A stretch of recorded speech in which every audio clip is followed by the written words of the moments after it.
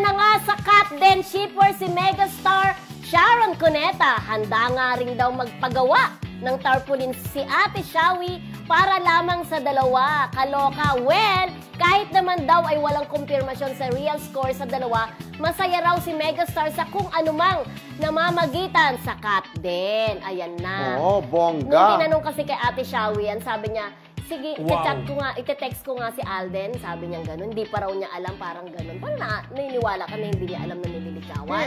Siyempre hindi niya alam kasi hindi naman from time to time na may communication talaga si Sharon at saka si Alden.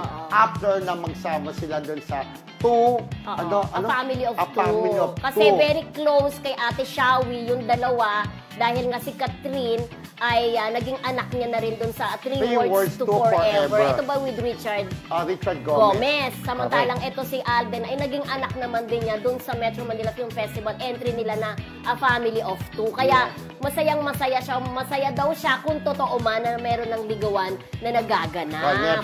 Pero yun nga, hindi daw niya masabi o matanong si Alden kung sila na. Nahiya pa rin daw si Ate Shawi. Pero kung talagang magiging sila na, sabi nga niya, bongga! Talbog, si megastar. Wow! Siyempre, parehas malapit sa kanya yung dalawang yan. Kaya kung magiging magjowa ang Adel, talagang tuwan-tuwa si Sharon Cuneta. Naabangan niyo po, magkakaroon ng bagong serye with Julia Montes. Yes!